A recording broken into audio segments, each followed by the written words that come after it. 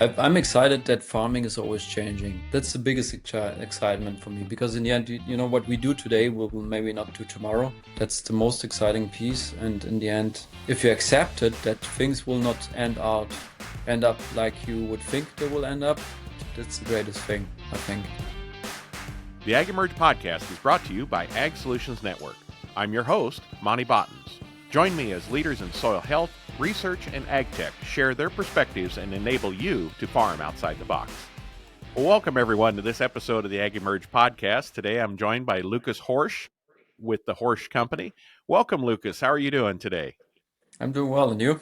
I'm terrific. Lucas is up in Mapleton, North Dakota, next to Fargo, and he's joining us here today to talk a little bit about just all the wonderful things that him and his family have developed over time. But Lucas, I'd just like for you to share your story and tell us a little bit about yourself, and then also about Horsch, the company, and the history of the company.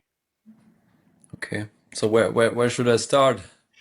Well, we were just talking. His daughter was in the office here, a 3-year-old daughter, and I said, "Well, you're starting the next generation young." So I said, "You probably got a young start too." So, being Yeah. in a farming family, you get to work about the time that you can walk. So, talk about that growing up and the farming family and the manufacturing business and what that was like Yeah. for you.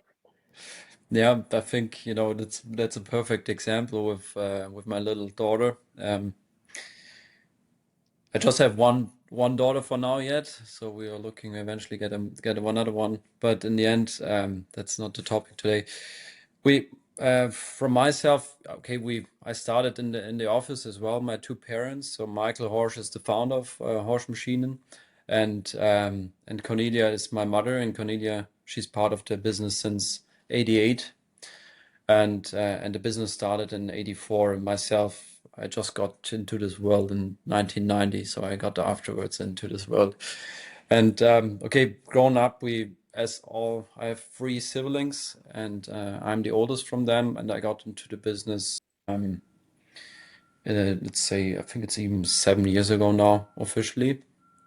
But before that, we've grown up in the office. We had our marketing staff or secretary helping us to develop our sales and things like that. But in the end, we've grown up in the business pretty soon, and we were always part of shows and so on. And we mix up, let's say, the professional life with our family life, because in the end we live it every day. And myself, I've been into I did an apprenticeship in our own company. I did then some agronomy things. I was working with an agronomist group for about 2 to 3 years, and then after that, I was more on the business side. I was in a business consulting group for farmers. I was part of this as well, and then I got pretty soon into the farming side. So I spent about 10 years of my life as a farmer, roughly, and then I got into the product development of planters. So I was responsible for the planters worldwide. And then 3 years ago, we had the situation that we we had a manager leaving us again here in the States. So the day off, he basically told us he would leave. I just asked my wife if she would be okay to move to the States. I didn't told her that would move to North Dakota, but in the end, she was okay with that. So then we just moved over, I guess. Yeah, and since about 3 years, we live here in Fargo, North Dakota. We enjoy the summers again. So, was your daughter born here in the States or born in Germany? It was an interesting time. It was in 22. She got born in 22, and this was the year where we moved over. Mm-hmm. And at that year, I was responsible for the planters, for the farms, and for the states. And I was getting a kid, and I was getting married. So we did a lot of things in one year. It was an intensive year, but I flew. I crossed the ocean 22 times in this year, I think. So every 2 weeks I was in a plane. So it was a little crazy, but it worked out. Well, Yeah. that's a pretty amazing story and what you Yeah. went through there, and well, certainly welcome to the United States, and Thank thank you. you for all that you've done. And it was interesting to see that you were behind the planter, and the planter's been a wild success, I believe, here in the United States, and it has lots of opportunity to grow because it's a just an excellent design. Thank And you. I love the planter because it just makes it available for we like to see two nutritional products put on at planting in a no-till situation or a minimum till situation, and the Horsch planter, has made my life so much easier because I used to have to pull a tanker behind my John Deere style planter, and you cannot back up with the tanker behind it. So it's nice to have large capacities all on the frame, and the customization that you offer. It's an amazing product, and it works extraordinarily well. So Okay. I've had the opportunity to come to your Downs research farm and hear your dad tell the story. But really, this is a company that wasn't really looking to become a company. In No. the early days, it was your dad that was making some no-till type tools and solving some problems, and then all of a sudden he realized, wait a minute, we've got a business here, and now look what happened. You know. Yeah. I can maybe dive in a little bit into this story if you want to, just to explain where we come from and what we do. So the main story is basically my father. He was in the States for an exchange program when he was young. So there was around the 80s, yeah, beginning of the 80s. He was in the States, and he basically spent some time in Nebraska and in Kansas. The most time was in Kansas. I don't know if you know Harper, Kansas. I've I heard of it. think the Yes.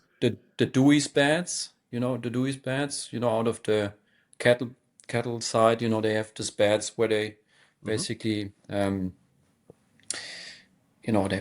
the round bales. You can put it on the back of your truck and Yep. drive it to the field and so on. The Dewey's bed. So in the end, he worked with Dewey's together. He worked there for a number of months, and he basically learned a little bit about the manufacturing side there as well. And and then he spent some time in the States here. And in the end, his plan was to stay here, but in the end, he needed to come back for, at that time we still had there was a mandatory social or military service what needed to be done at that time. So he needed to come back, and so he was. I even talked to my grandfather a couple of months ago, and my grandfather was basically saying, I needed to tell my son that he needs to stay now here. He needs to, if he would have left, he could not come back to Germany, because he would have not done his duties. And so it was a crazy time at that time, and even there were some multiple stories to it, but we maybe come back to the story as well.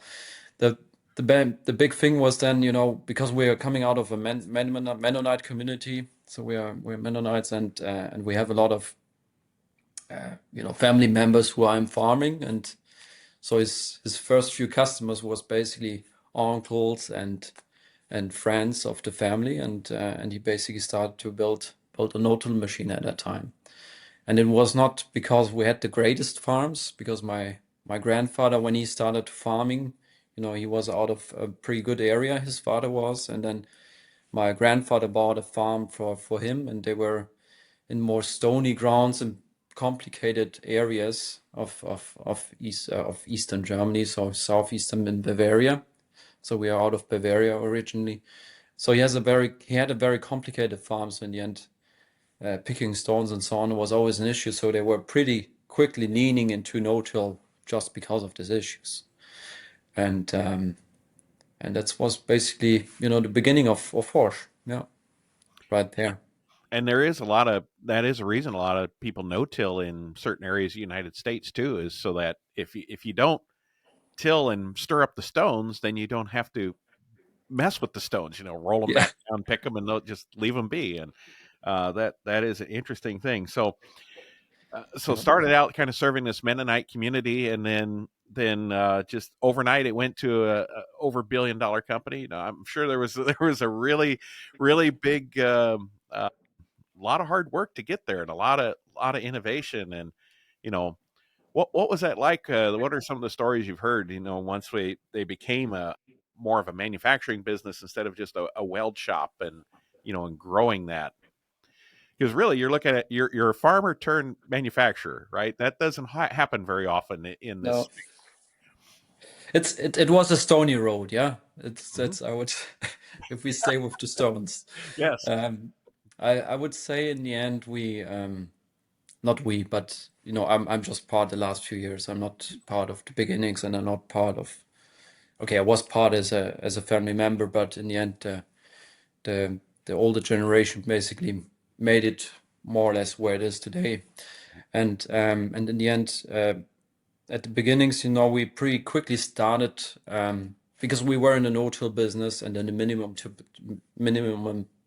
till business in the 80s. Mhm. So for us to find customers and to basically educate the customer into this direction of agriculture was in Germany not possible because you had a lot of small farms. A normal farm was maybe 25 acres, maybe a little more, and plowing and all these things was pretty normal at that time, and the farms already were pretty diverse at that time. So they had cows, pigs, chicken, eggs, whatever. They were all already pretty diverse, and they had always their system in there. And farmers are not always changing too fast into to different technology, so we needed to export pretty quickly. And a portion of one of our first export markets was pretty quickly the French market. We moved into France, we moved into England and all these countries because we needed to expand, we needed to find new markets. And when you go into, myself and me and my siblings and my mother and my father, we had a time in France. We lived as a family for 4 years in France because the same situation as here in the States. It was in 2000, I don't even remember. I think it was 2001, 2002, around there. We had some issues in France, and basically, we were at the point where we just say we need to shut down France and move on. But my mother, she was originally from France, so she lived in France. So in the end, my mother made the decision, okay, we need to move the whole family to France, and we need to fix that. So my father in that time traveled back and forth, but that's a side story. So there was a lot of change there as well. But coming back to the export, so Michael and was exporting pretty soon and quickly to basically expand the market. And when you come into these areas where my mother or my grandfather is coming from, or where he had his farm, it's a very stony area and it's a great clay soil, but with a lot of stones. Like Mhm. limestone. A lot of limestone is in there, so it's very fertile soil because they have a lot of clay content. But in the end, the soil is not very. There's not a lot of soil, topsoil. Mhm. You have maybe like this topsoil, and then you have stones underneath of it. So my grandfather was looking in the 80s to find basically an equipment to work in these conditions, and in the 80s they get together, my grandfather and my father. So he was the first customer in France, and then my father sold him a no-till machine, so there was a rotary harrow, and then the story started there. And my father always calls it a trade-in. So he traded his machine for his wife. So I would not call it like that, but in the end, they get to know each other because obviously, we were a small company at that time, and the equipment what we built, the knowledge for manufacturing at that time was not at the level where we are today. So we had issues, and they were maybe intended to make more issues. I don't know the story to see her, but in the end, it was a portion of the story. Yeah. Well, I think he made a good trade. That sounds like, and certainly Yeah. she's forgiving for him saying stuff like that. So You that's know, pretty Michael, you can amazing. be a little bit direct on that. Yeah. Let's take a quick break and hear from our national sales manager at ASN, Zach Neppel.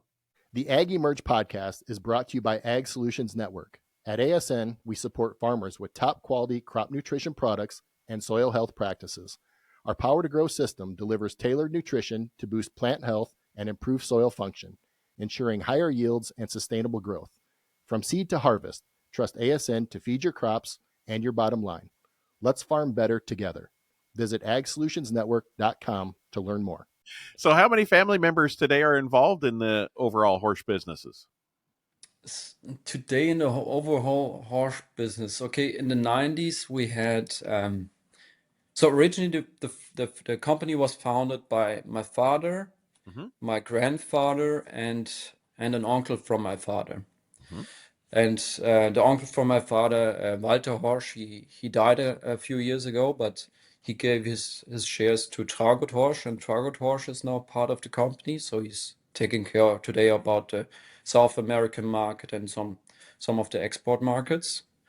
And then we have in the 90s we had Philip Horsch. So Philip Horsch is a brother of Michael who is about 9 or 10 years younger than Michael, and he stepped into the business in the 90s, and he's basically leading the whole product development and production and so on. And he had some more education so he's basically an engineer. So in the end, it was very helpful to get him into the business because Michael had no education at all in this direction. He was just a farmer at that time. So to get this this kind of manufacturing knowledge and product development knowledge was very valuable at that time.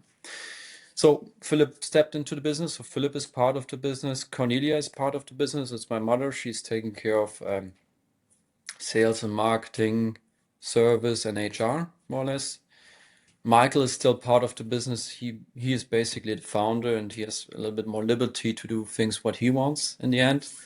And then we have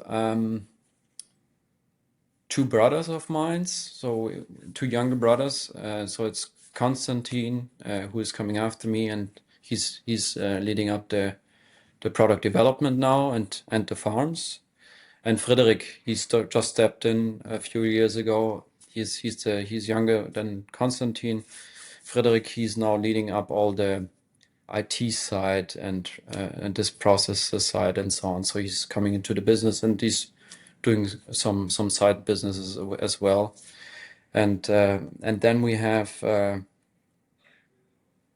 we have some other family members who are part of the business directly, indirectly. From Philip, for example, we have Johanna, who is now coming in slowly. So in the end, we have a family business. It's evolving and growing. And then for the sprayer side, we have Theo Leb, and Theo Leb, he's basically taking care of all the sprayer side, and he's related to us through his wife. So in the end, how it is. Yeah. Yeah. So So I think that's pretty fascinating to see all the family members actively involved in the business. And one of the things I think is really neat when, whether it's a farm or other family business, it's important to create that experience base for getting the next generation involved. And I thought it was interesting how you'd gone out to the agronomic services business for a period of time that would have been, I believe, separate from the Horsch manufacturing business. absolutely, yeah. And Yeah. then you were on the family farm. So this isn't just a little family farm, 80 acres in the backyard. Talk to us about your farm. I mean, this is impressive what you did, and you were responsible for managing that farm at a very young age. Yeah. Tell us about that farm and that farm experience and how that really helps you today relating to other farmers and how much you enjoy going to visit other farmers. And then plus how much you enjoy to tell me what I'm doing wrong on my own farm, which that's fun too. But go ahead and talk about that experience base that you have to work with and understanding where farmers are coming from your large farm. Yeah. It was when I was 21. When you are 21, you are in a stage in your life where you think you're the best anyway. Yeah. Yeah, that's clear. So you have a lot of self-confidence and you do a lot of mistakes, right? And this was basically in this time. So we basically had the chance in 2012 to buy a farm. So I was coming back from Canada. So it was I think for spring season, I was in Saskatchewan working on a farm, and we had a prototype projects going on at that time as well. So I was in Canada at that time, and then Michael and my brother called me up. They say, "Okay, we have an opportunity to buy a farm in Czech Republic." So we basically I was coming back, and then I directly started on the farm. So we had at that time it was 7,500 acre farm, what we took over. So it was a former Sovietic farm. So basically it was, you had a lot of, I think we had like 1,500 cows. We had 200 acres of orchards. We had, arable land was like 7,000 acres and grassland and so on. And we had about 80 people working on that farm. And so it was a very interesting experience to start with something what is, it was not working at that time. So everything was, everybody was not very involved in that farm. And we basically had the chance to basically reorganize it and make it to the farm what we have today. And in this time when we took over this farm, we basically, on farms like this, you have a lot of stealing, you have a lot of problems with alcohol, you have a lot of, nobody is really caring about the farm. So we had about 40 tractors at that time, and I think the average hours what was on the farm on the each tractor, I think was like 1,500 hours, 15,000 hours, sorry.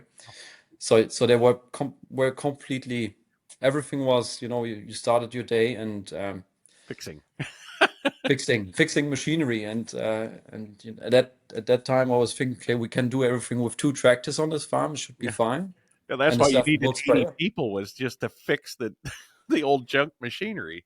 Yeah. So this was a little bit a learning experience. So in the end, we started pretty lean with not a lot of machinery, and we basically split off the farm and we took all the arable side to another location. So we had basically the whole cows and orchards in a different location and the people there, and then we built up a new team, and we took out the whole arable land and basically built up a farm from there on. And at the beginning, we were pretty lean. We had 2 tractors. We put like 2,500 hours on one tractor and 1,500 on the other one because I was thinking I could do it just with two. So in the end, it's when you hit then reality with weather and so on, and you always behind, it's not really great. So I have a lot of stories around that, but in the end, it was an interesting learning experience. And today on this farm, we do about 10,000 acres, and in total, we do about 25,000 acres because my brother just started in 4 or 5 years ago in Eastern Germany, some farms, and we took over even them.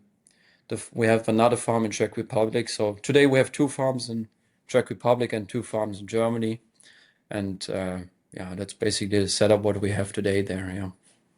Yeah. So, how many CEOs of Agco, Deere, and CNH have spent time farming?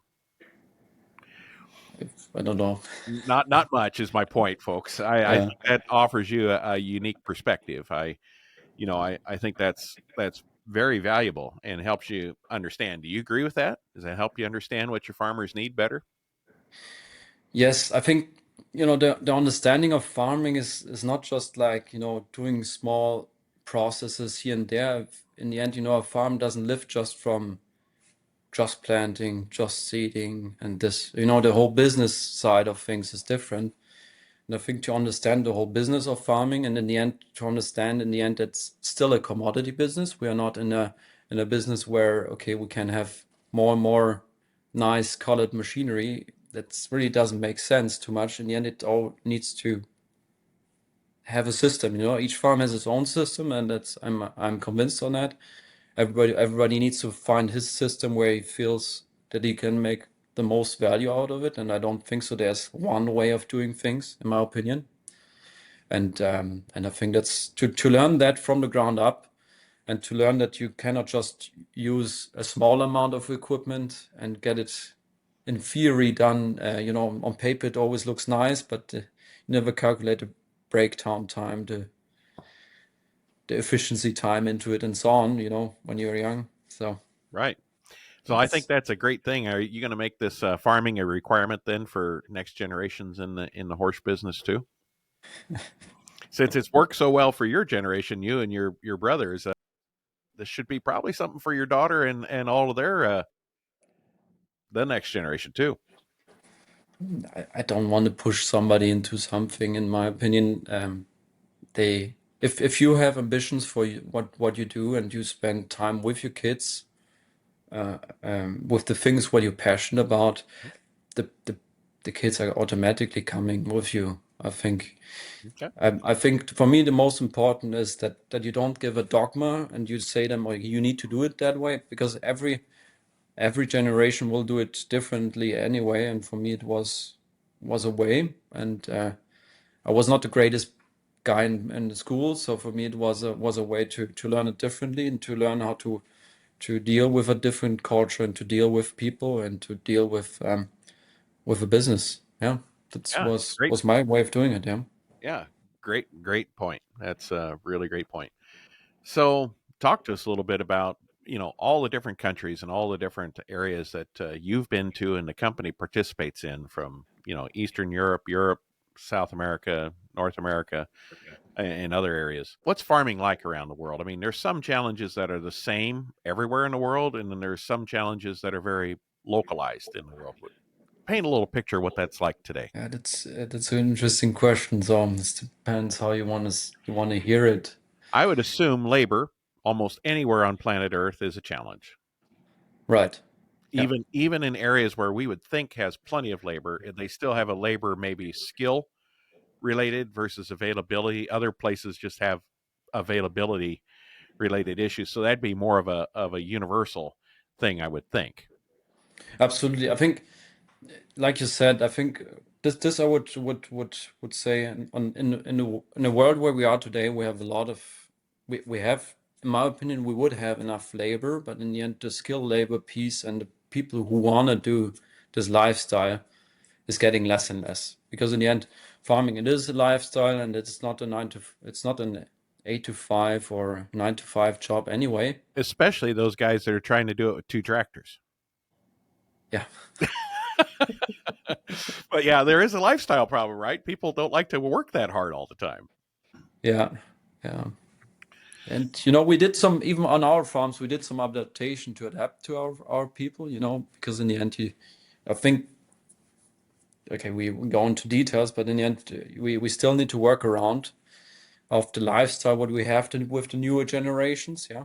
And we did some things there as well, but in a worldwide, we we have an issue to get skilled labor, or we call them operators, to have real operators instead of drivers for our you know for our farming operations. I think that's the biggest piece, because our farming is not getting easier, and you see it now with the weather changing more frequently sometimes and fast. I think we always need to adapt quickly, and I think we lost a little bit the ability to adapt to situations as humans, I guess, yeah, because everybody thinks you need to plan everything out, 3 4 weeks in advance, and everything needs to be like that and so on. But it's not the reality anymore, yeah. You have we have more to adapt to, and we have more to be flexible for, and I think in our new generation we're missing flexibility. Do Yeah. you feel globally weather extremes are more of a challenge everywhere? Instead, I know we've talked about it here in the states, but is that a common issue too globally? But we see it, for example, in Europe. We know we get, in average, the average temperature is, I would not say it's the same, but it's similar, but the extremes are getting more. So we get hotter summers, and we get the rain periods are changing, yeah. So in the summer we're still getting the rain, but it's not coming in the month anymore where it used to be. And so even for us on our farms, we are starting to change rotation. We are starting to change to other crops, and a big trend in our areas, we get more corn and beans in our rotation, because it gets warmer and warmer, and we see some opportunity with that. And even here in North Dakota, North Dakota used to be only wheat and sugar beets, and today we grow soybeans and corn, and we get more rain. Hmm. That's a fact. Yeah. What are other global similarities that you see that farmers face challenge wise? Access to I capital. think I think a big piece what we see today is, and that's a very big piece, and a lot of farmers are not focusing too much on it is, we always have the tendency to focus ourselves on a very small rotation. I see globally is because we are focusing on a very short rotation sometimes. We always try to fix it with different chemistry, and things like that. And we can see that in the end, because we are making our rotation smaller, sometimes just 2 crops in a rotation or less. We see over time that the nature is coming back and back to you and say and we get weed resistances and we get resistances in insect resistances and diseases. It's a challenge what comes more, and in the end we can always try to fix it with technology, but in the end, is this really the long-term solution? I would not think so. Yeah. One thing I've noticed about the Horsch lineup is you've got several solutions here in North America, but you've got many different solutions in Europe, and I think while we all face these similar challenges, there's definitely different challenges that are localized, and I think the Horsch Company's done a great job of creating those localized solutions. Think of some of those examples of things that would, gosh, this is made for Europe and it would only work there and not in the States, or vice versa, and why you've chose to be that company that provides that very localized, tailored solution. And I think the farming techniques are still changing from country to country, yeah. Yeah. And in the end, to have a one-fits-all solution typically doesn't work in farming, and you have different types of challenges. A pretty obvious challenge in Europe is you cannot make machines wider than 10 feet on the road, for example. So in the end, the technology is changing there. Then here into North Dakota, it doesn't matter if you're 20 feet wide on the road. So in the end, it's this is one of the thing, and then the other piece to it, it's the climate is all changing different areas. Here in North Dakota, we get 30 below, 40 below. So in the end, when we have structural issues in our soils, the frost is helping us and basically fixes things. When I see here, the sugar beet season is starting now here in North Dakota. And when I see how they use trucks to drive in fields, if we would do this in Europe, we would not grow for the next 3 years any crop anymore because we don't have this frost in our climate anymore. So we need to be very careful how we treat our soils. So in the end, there's different challenges to every country, and that's normal. Based on climate and based on rotations, you always need different practices. So you get a chance to look at a lot of new farming practices, new farming systems, and visit, like you said, every farmer has a system that has to work for them.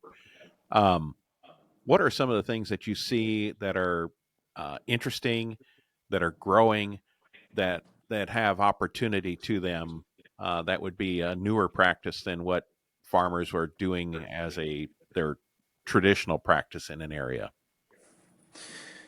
Generally speaking, I would say that a lot of farmers are.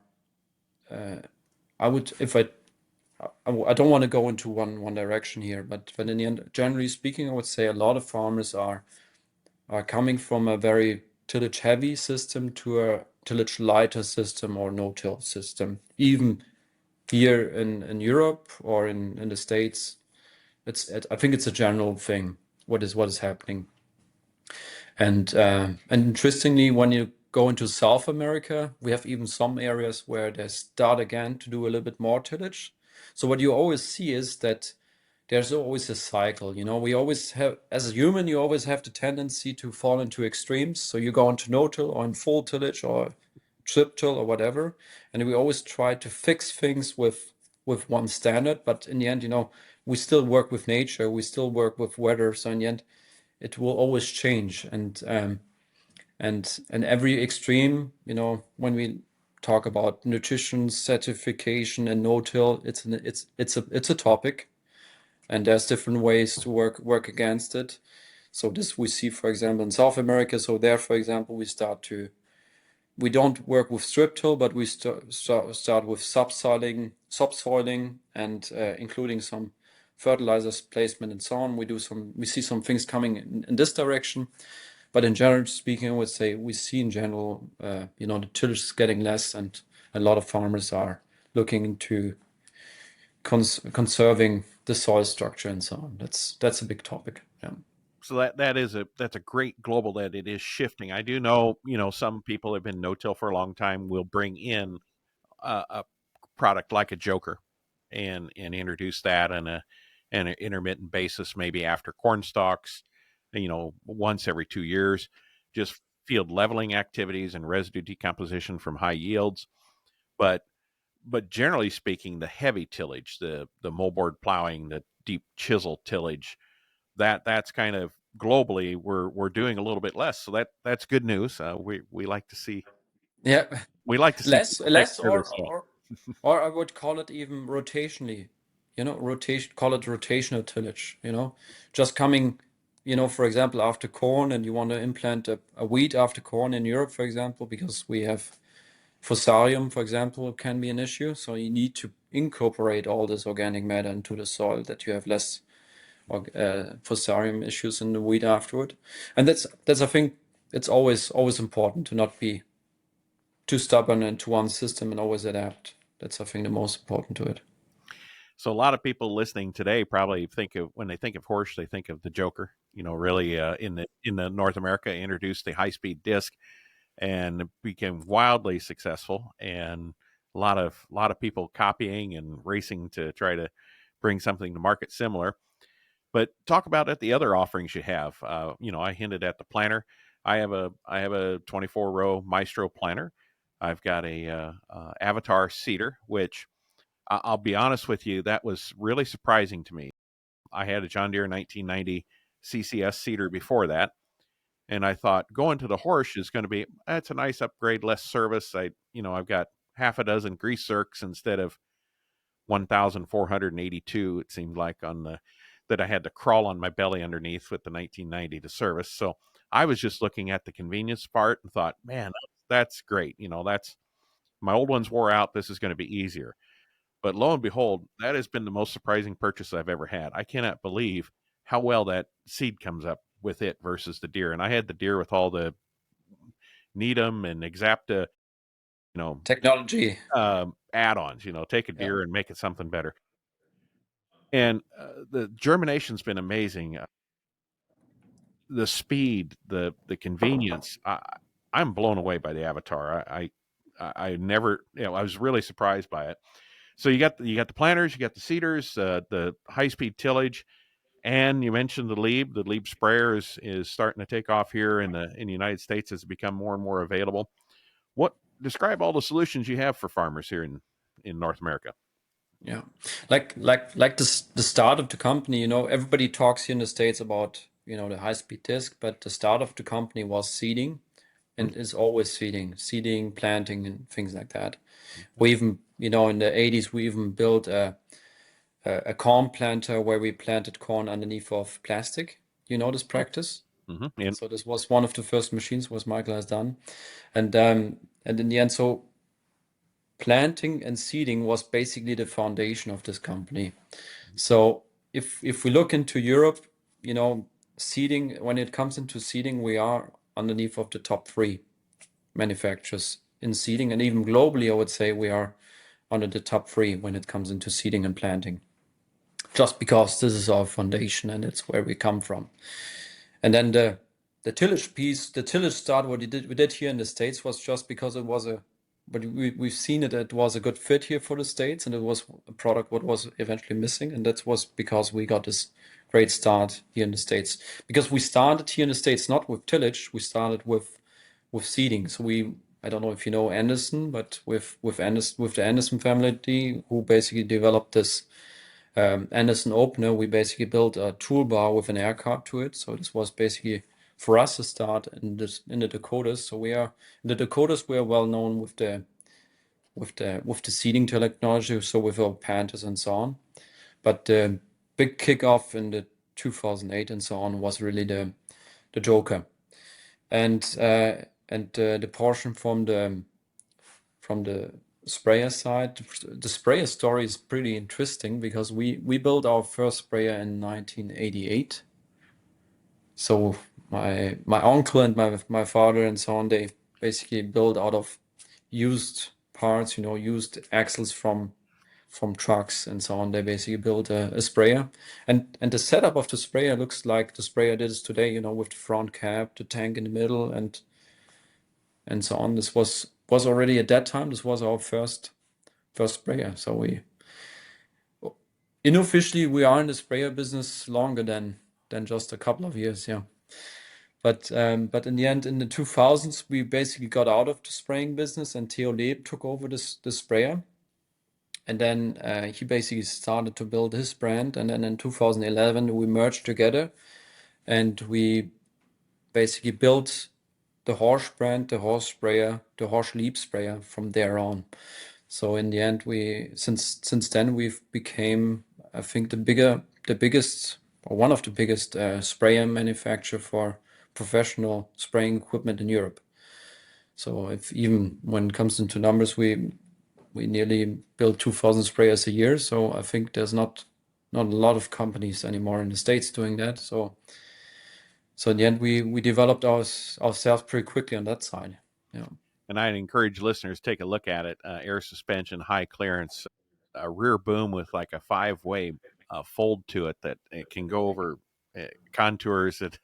It's pretty amazing how it tracks and follows and floats on the ground. Yeah. Kudos to you on that design. It's impressive. Yeah, in the end, the main design, we always come from an agronomy issue first, and then we work back. And we've seen, with the technology what we had, we were not capable to keep a boom like to 10, 20 inches consistently. And I think drift and application quality, it's becoming more and more of a thing. I think, in general, we never paid too much attention to it. And coming with weed resistances, weed resistance always just comes because you hit a plant with a fraction of the chemistry or what should have been on the plant. And in the end, we need to work on the quality and the quality of cleaning. And even here in the States, we see it with all the GMO technology what is coming in. We have always more and more new chemistry coming in.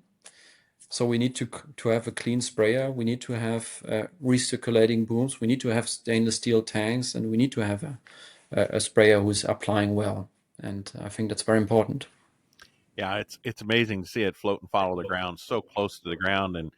And I think one thing it really helps is the requirements in Europe are so much stricter than in the States. And from my understanding, is Yes. it makes it able to do that low pass, low drift application, and even that cover that's over the nozzles does a great job of interrupting the wind that might hit the nozzle when when the product first leaves. So, pretty interesting. You've had some other recent developments that you've announced here lately. I've enjoyed seeing it on social media, but you came out with just a freckle bigger seeder, I think, and a little bit bigger planter. Tell us about those new monster machines you guys are building now. Monster is the right word. That's the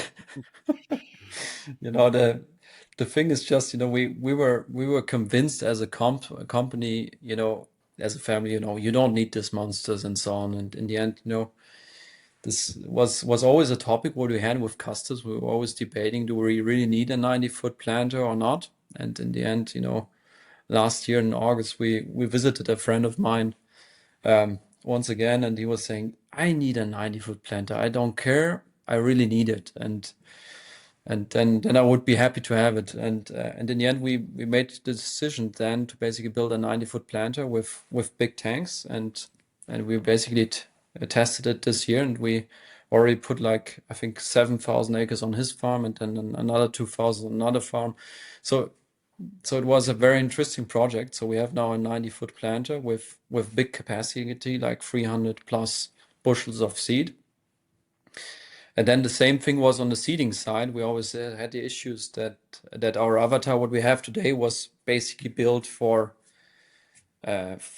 soybean planting or wheat planting without a lot of fertilizer. And when you come into the prairies in Canada and so on, the vegetation is so short that the farmers are always applying the fertilizer at the same time as seeding time.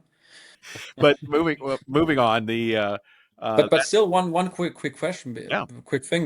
We have the big planter, we have the big seeder, but on the other side, we have even the big sprayer. Yeah, yeah. we have our sprayer. We go up to 2,000 plus gallons of liquid capacities, still doing the high clearance, and we have 160-foot booms what you can fit on our sprayers, and we are still the lightest sprayer in the industry. That's amazing. It's Yeah, an amazing design.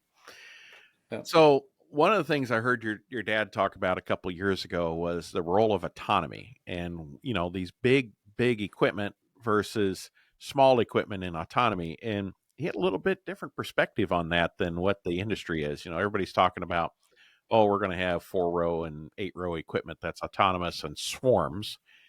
Um, but your dad was basically saying there's got to be a person that resets the button when something goes wrong. Why do you want one right. person chasing after 10 little machines? It's still going to be large machines that are still going to need a person, a human to do things. Talk to what your future look is on the autonomy and size of machinery. That's a good question. I think in the end, no, who is the people who are in farming, they would maybe understand it. And the problem what we have today, on all this autonomy questions and so on, we have a lot of professors and we have a lot of people from engineering. They think to know it. So we have a lot of people thinking to know it and how farming works. And when a farmer feels that somebody think he knows something, how he thinks about it. Yeah, right. Run, run away fast.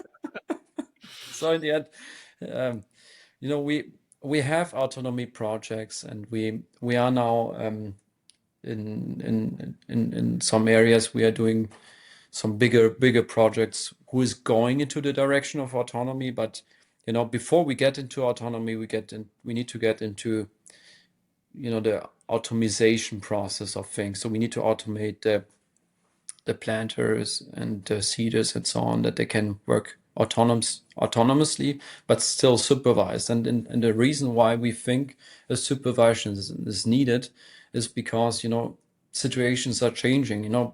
Best case, the best example is when you go into Saskatchewan. When you have a wetter year, you have smaller fields than in a drier year, where the sloughs are getting dried out and you can seed through it. So in the end, you always need somebody close to it to basically make the decision. Okay, can I seed now, let's say 5% more of the field or not? Yeah. Mhm.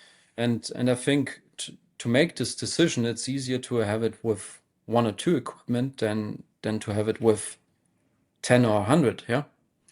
And anyway, when it comes into conditions where it gets limited and so on, you still need power. You still need a machine who has the ability to get through complicated situations. Yeah, the quad track, for example, was not developed because it was easy to plant here in Red River Valley. Yeah, so in the end, I think there's always a sense to things. Yeah, I don't want to say too much about it. Yeah. Well, I think, like you said, you have to, one thing to get the machine to drive itself.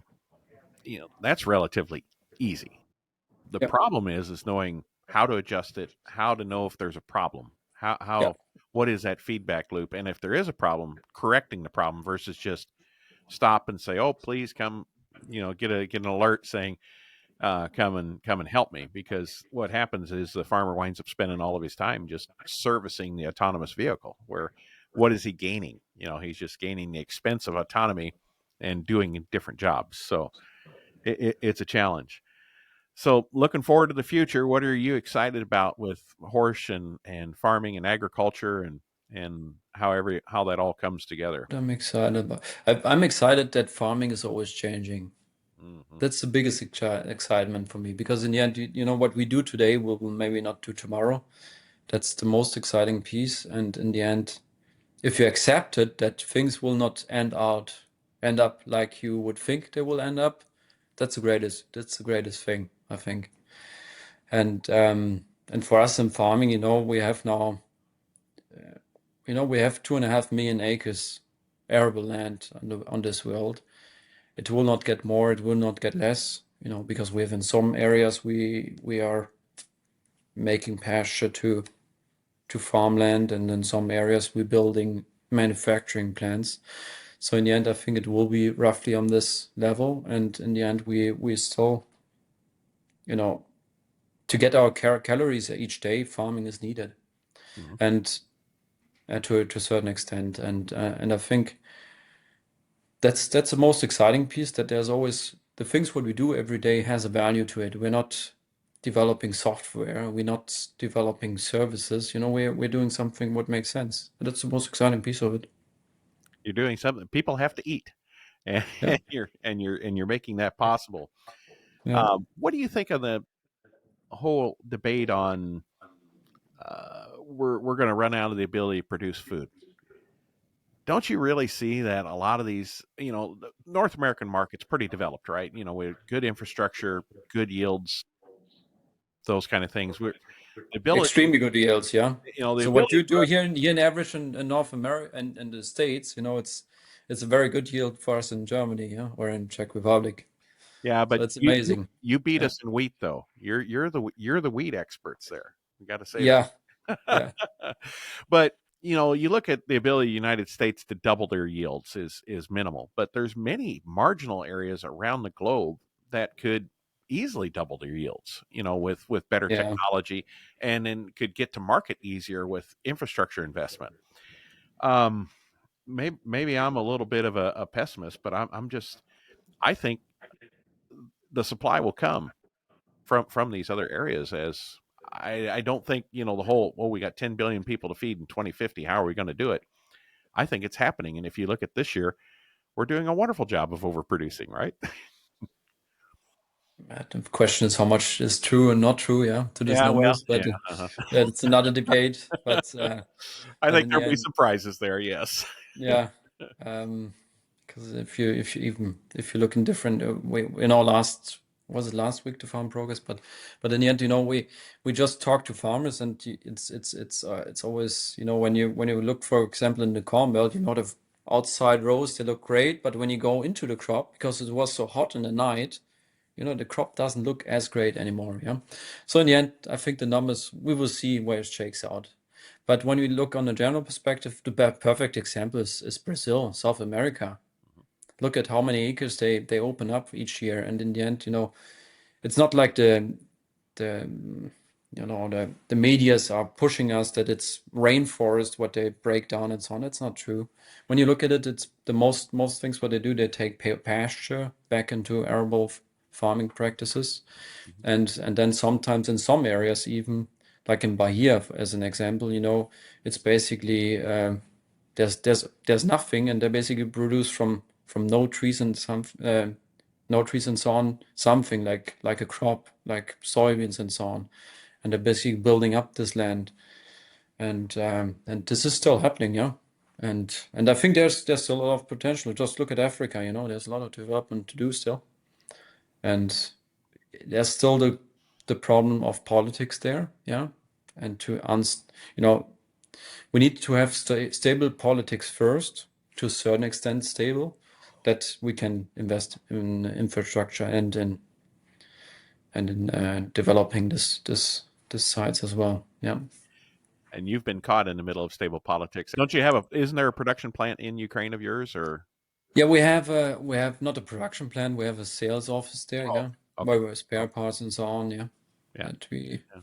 Yeah, it's interesting. You know, you can. It's the day-to-day business still goes. Yeah, it Hmm. still goes for us, That's amazing. and farming, it doesn't stop because some bombs are flying over it. They do a tremendous job to keep the country running. It's incredible. Unreal. That it really is unreal. Yeah. Well, Lucas, thank you for your time today. Anything else we should have visited about while we were together? I think we made the tour.